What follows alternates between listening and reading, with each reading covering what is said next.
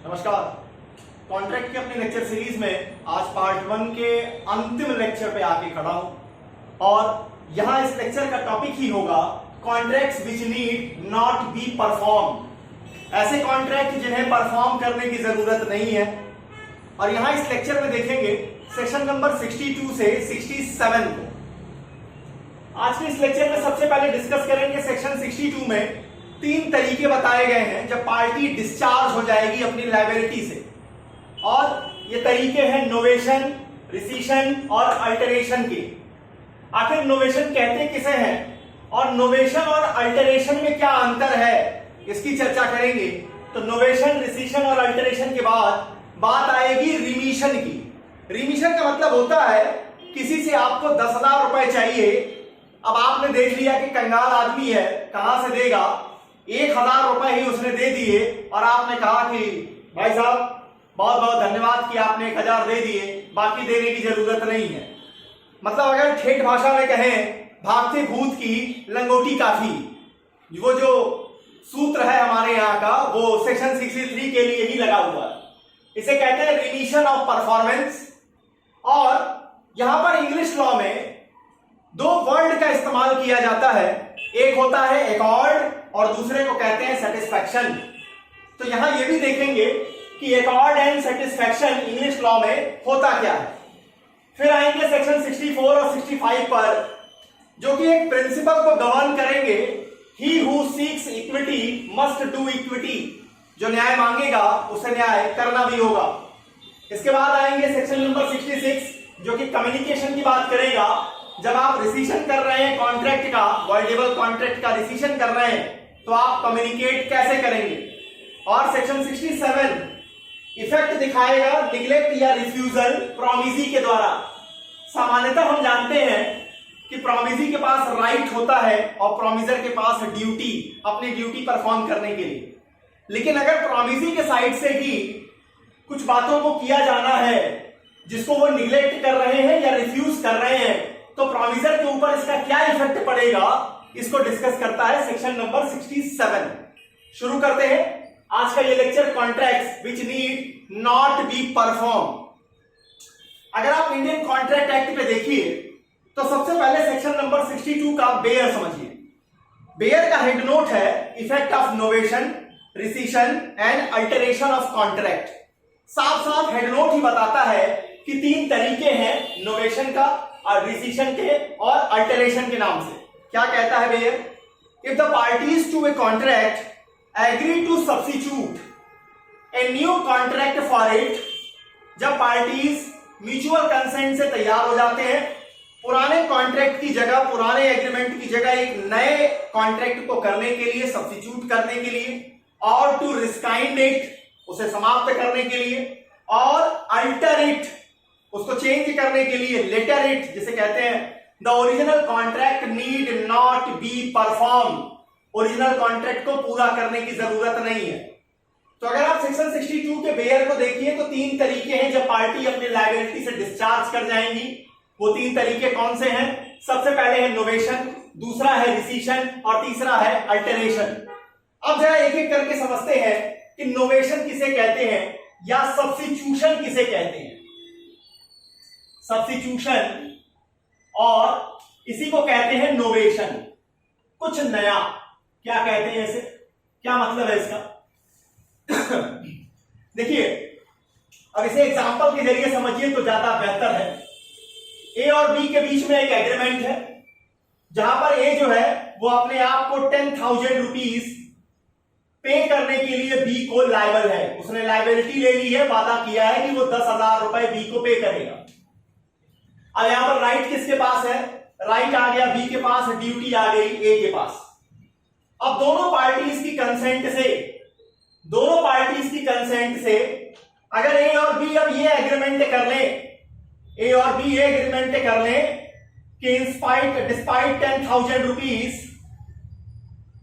Despite rupees 10,000, A will provide a bicycle. अब यहां पर क्या है, म्यूचुअल कंसेंट से दोनों लोग ये एग्रीमेंट कर लें कि ये जो है वो 10,000 रुपए रुपए की जगह अपनी बाईसाइकिल देगा, तो हम इसे कहेंगे कि ये सब्स्टिट्यूट कर गया, एक नया एग्रीमेंट आ गया, नया कॉन्ट्रैक्ट आ गया, अब पुराने वाले को परफॉर्म करने की जरूरत नहीं है। यहां एक और तरीका है सब्स्टिट्यूशन का कि ए की जगह ए और बी जो है ये एग्रीमेंट करें कि सी जो है वो 10,000 रुपए, 10,000 रुपए सी जो है वो पे करेगा। ए की जगह पे क्या हो गई, अब सी आ गए। तो इसका मतलब कि सब्स्टिट्यूशन दो तरह से होते हैं। पहली बात तो सब्स्टिट्यूशन में दोनों पार्टीज की कंसेंट होनी चाहिए। सब्स्टिट्यूशन में क्या होगा, जो ओल्डर कॉन्ट्रैक्ट का जो कंटेंट है या तो वो लायबिलिटी चेंज कर जाएगी सेम पार्टीज के लिए, या पार्टी ही चेंज कर सकते हैं, पार्टी भी चेंज हो सकती है जब आप सब्स्टिट्यूशन या नोवेशन की बात करते हैं। अब यहां पर समझिए, यहां पर एक चीज को बार बार फोकस कर रहा हूं, म्यूचुअल कंसेंट होनी चाहिए। मतलब वन साइडेड आप नोवेशन नहीं कर सकते हैं, एक तरफा तरीका, एक तरीफा है, मतलब एक पार्टी अगर चाहे कि वो पुराने कॉन्ट्रैक्ट की जगह नया कॉन्ट्रैक्ट खड़ा कर दे, वो संभव नहीं होगा। अब यहां पर आते हैं, केस आती है हाउस ऑफ लॉर्ड्स की। केस का नाम है in re United railway of Havana and Regla warehouse limited. Case का नाम है, हाउस ऑफ लॉर्ड्स की केस है। In re United railways of हवाना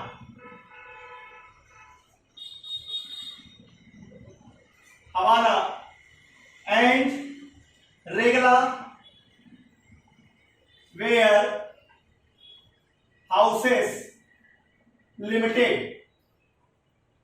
अब यहां हाउस ऑफ लॉर्ड्स ने कहा कि जो नई कॉन्ट्रैक्ट है वो सेम पार्टीज के बीच में भी हो सकती है या पार्टीज चेंज भी कर सकते हैं। म्यूचुअल जो कंसेंट होना चाहिए वो नए कॉन्ट्रैक्ट के लिए दोनों पार्टीज का होना जरूरी है, और इस बात को इंडियन सुप्रीम कोर्ट ने कंफर्म किया बाबूराम इलियास दुर्गा प्रसाद वर्सेस इंद्रपाल सिंह के केस में।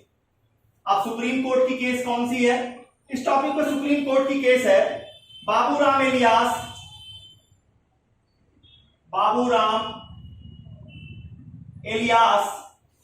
दुर्गा प्रसाद वर्सेस इंद्रपाल सिंह ये डेथ कर गए थे, इसलिए बाई लीगल रिप्रेजेंटेटिव। ध्यान दीजिएगा, सुप्रीम कोर्ट की केस आती है Baburam alias Durga Prasad versus Indrapal Singh, death करते हैं इसलिए लीगल रिप्रेजेंटेटिव के द्वारा। सुप्रीम कोर्ट ने हाउस ऑफ लॉर्ड्स की जो जजमेंट आई थी in re United railways of Havana and Regla warehouses limited को, उसे भारत में भी इंप्लीमेंट किया, भारत में भी सेम इंग्रेडिएंट्स बताए।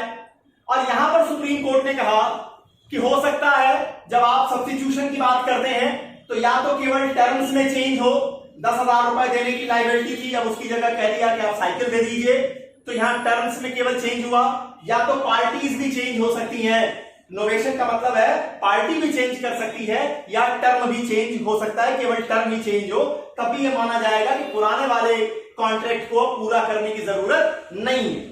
तो यह पहला तरीका है सब्स्टिट्यूशन और नोवेशन का। अब आते हैं दूसरे तरीके पर जिसे कहते हैं रिसीशन।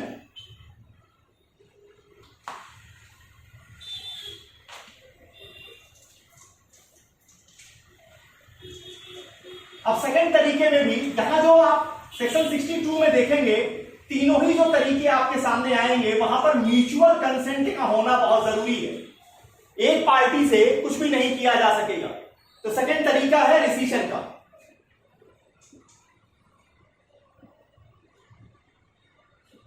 अब इसका क्या मतलब है, यहां देखिए पार्टीज जो है वह एग्री कर सकती हैं कि जो पुराना कॉन्ट्रैक्ट है इसको रिस्काइंड कर दिया जाए और इसकी जगह कोई नया कॉन्ट्रैक्ट बना दिया जाए। तो यहां पर एक बात समझिएगा कि जो रिस्काइंड होगा वो केवल पुराना कॉन्ट्रैक्ट होगा, नया कॉन्ट्रैक्ट बिल्कुल इन्फोर्स होगा, इन्फोर्सेबल होना भी चाहिए और वो उसे ही इन्फोर्स किया जाएगा। अब यहां पर फिर एक क्वेश्चन उठेगा कि क्या रिस्काइंड करने के लिए भी म्यूचुअल कंसेंट चाहिए? तो जी हां, सेक्शन 62 में आप चाहे नोवेशन करें, चाहे रिसीशन करें, चाहे अल्टरेशन करें, आपको म्यूचुअल कंसेंट बोथ पार्टीज की चाहिए। बिना म्यूचुअल कंसेंट के ये पॉसिबल नहीं होगा। अब आते हैं नंबर 3, अल्टरेशन किसे कहते हैं?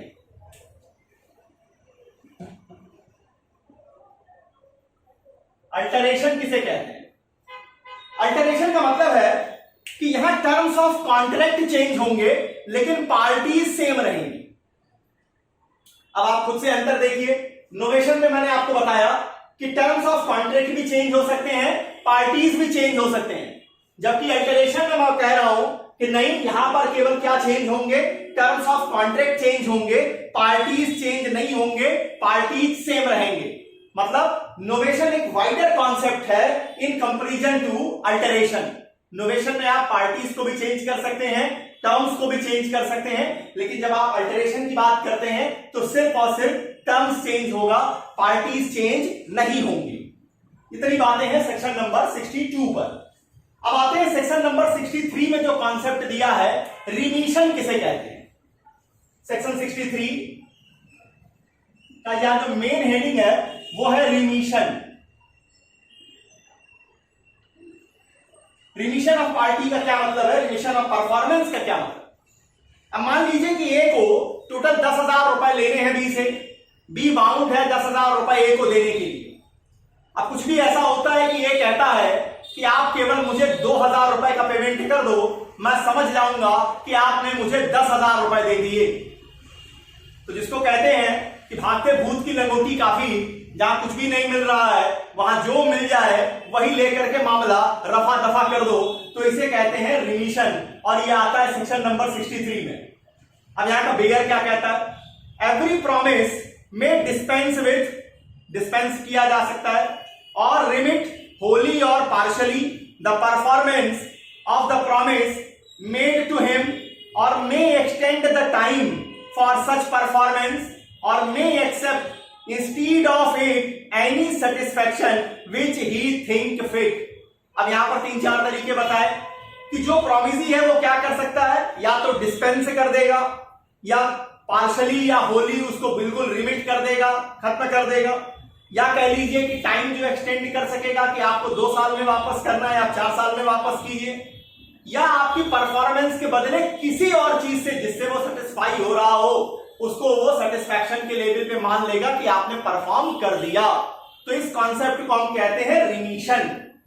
अब रिमिशन का मतलब क्या? छोटे परफॉर्मेंस को जब आप एक्सेप्ट कर लेते हैं बड़े परफॉर्मेंस की जगह पर, तो उसे रिमिशन कहते हैं।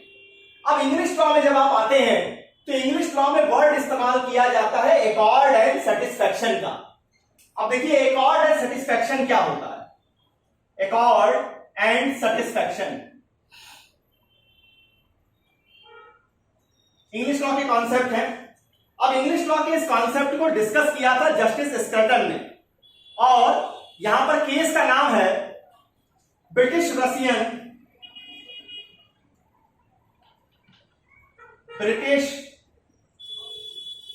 Russian gazette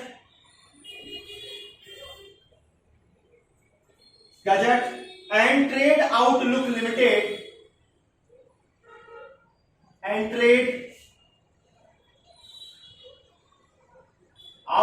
limited versus associated newspapers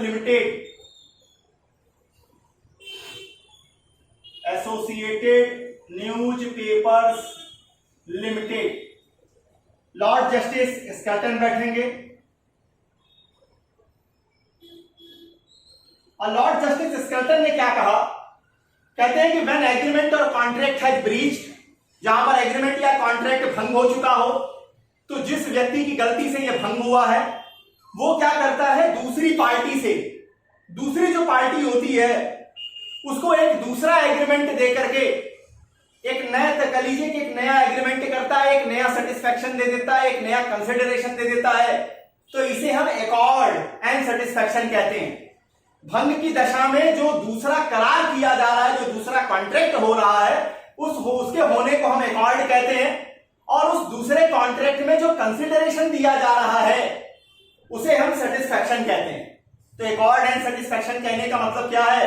भंग की अवस्था में भंग करने वाले व्यक्ति ने जो दूसरा एग्रीमेंट किया वो एकॉर्ड होगा, और उस एग्रीमेंट के अंतर्गत जो उसने कंसिडरेशन दी है उसे हम सेटिस्फैक्शन कहेंगे।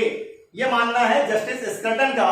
केस का नाम है British Russian gazette and trade outlook limited versus associated newspapers limited का। अब सुप्रीम कोर्ट की जजमेंट आती है Union of India versus Kishori Lal. अब आ जाती है Indian supreme court in case of Union of India versus Kishori लाल।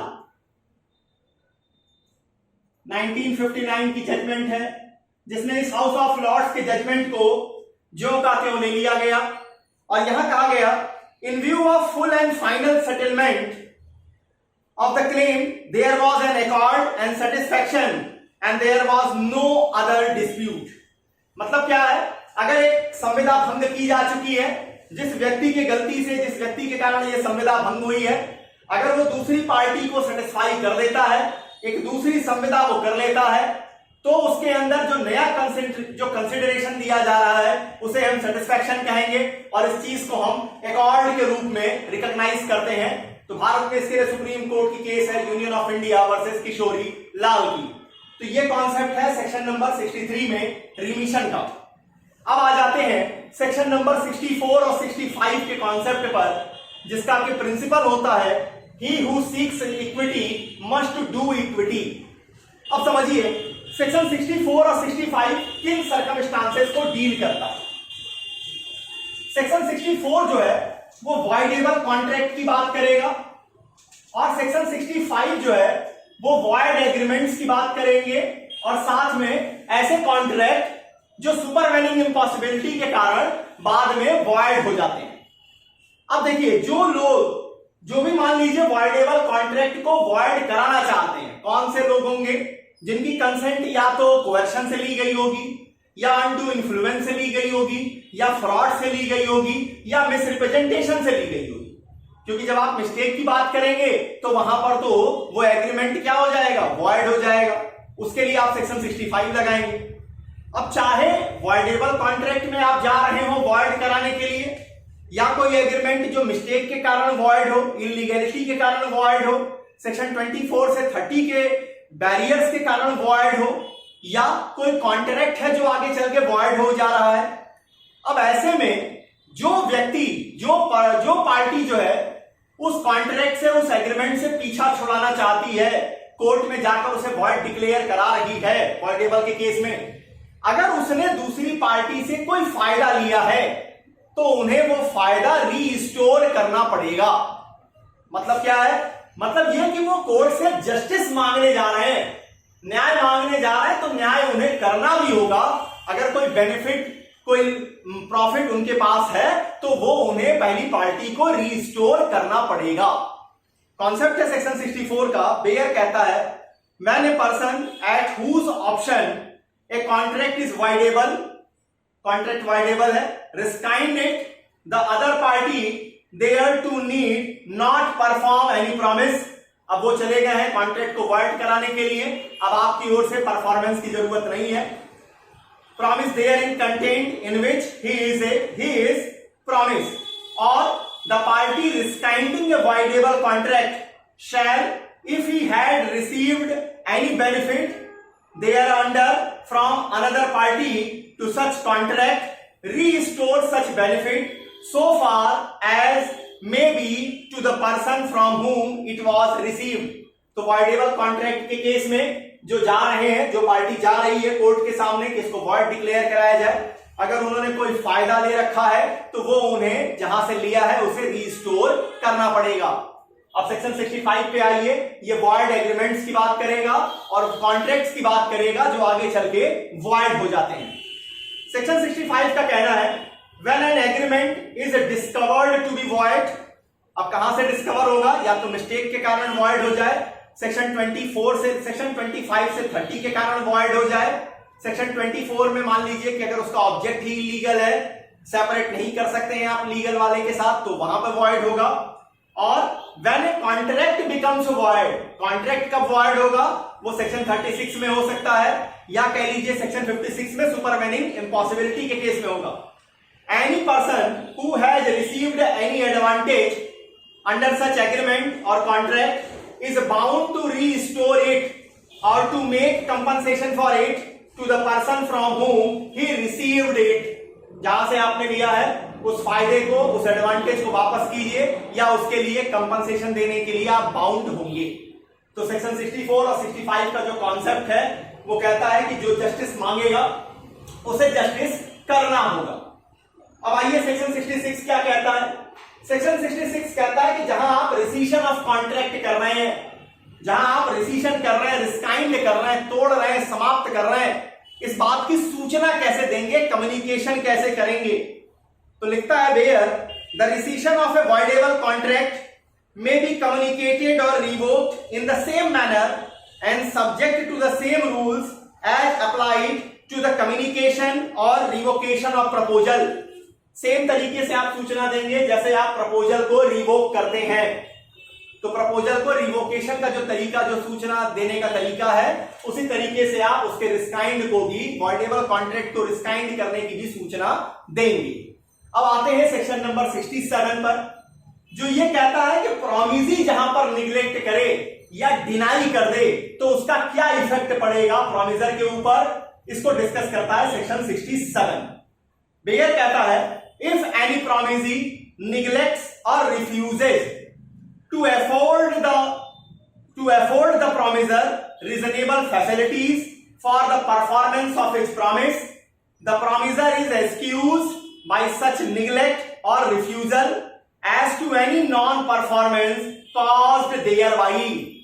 मतलब जहां पर प्रॉमिजी को कुछ करना था, प्रॉमिजी को कुछ फैसिलिटेशन देनी थी, और अगर प्रॉमिजी उसको बताने में या तो निग्लेक्ट करते हैं, वो उस फैसिलिटी को देने में निग्लेक्ट करते हैं या रिफ्यूज करते हैं, तो जो प्रॉमिजर है अब वो परफॉर्मेंस की अपनी लायबिलिटी से एक्सक्यूज कर जाएगा। इसे एक एग्जांपल से समझिए। ए और बी के बीच में एक एग्रीमेंट होता है कि ए जो है वो हाउस रिपेयर करेगा और बी जो है वो 50,000 रुपए ए को देगा। अब ए आ जाता है हाउस रिपेयर करने के लिए, बी क्या करता है, बी निग्लेक्ट करता है और डिनाई करता है। किस चीज में? Deny to notify the area where क्या चीज है, वेयर रिपेयरिंग इज रिक्वायर्ड। मतलब ए और बी के बीच में एग्रीमेंट किस बात का है कि एक घर की मरम्मत करेगा, बी 50,000 रुपए देगा। अब ए आता है कि घर मरम्मत करनी है, बी या तो उसे एरिया नहीं बताता, जगह नहीं बताता जहां रिपेयरिंग की जरूरत है, या डिनाई कर देता है कि हम जगह नहीं बताएंगे। अब ऐसे सर्कमस्टांस में सेक्शन 67 का कहना है कि इस कॉन्ट्रैक्ट में ए जो होगा वो एक्सक्यूज कर दिया जाएगा अपनी नॉन परफॉर्मेंस की बात से। अब उसे परफॉर्म करने के लिए जरूरी नहीं है, वो बाउंड नहीं होगा। सिर्फ इतना ही नहीं, अगर उसे कोई लॉस होगा तो उसको भी देने के लिए बी बाउंड होंगे, कंपनसेशन बी को देना पड़ेगा। तो इतनी बातें हैं सेक्शन 62 से लेकर के सेक्शन 67 में डिस्कस किए गए contracts which need not be perform. यहां पर कॉन्ट्रैक्ट पार्ट 1 की लेक्चर सीरीज एंड पर है। अब इसके बाद शुरुआत हो जाएगी कॉन्ट्रैक्ट पार्ट 2 में, जहां पर आएंगे सेक्शन 124-25 में इंडेमनिटी, इसके बाद गारंटी, फिर बेलमेंट, प्लेज, और 182 से ऑनवर्ड्स चलेंगे लास्ट तक, वो होगा एजेंसी का। तो कॉन्ट्रैक्ट की अपनी लेक्चर सीरीज में इंडेमनिटी के साथ आपके सामने उपलब्ध होऊंगा। तब तक के लिए बहुत बहुत धन्यवाद। नमस्कार।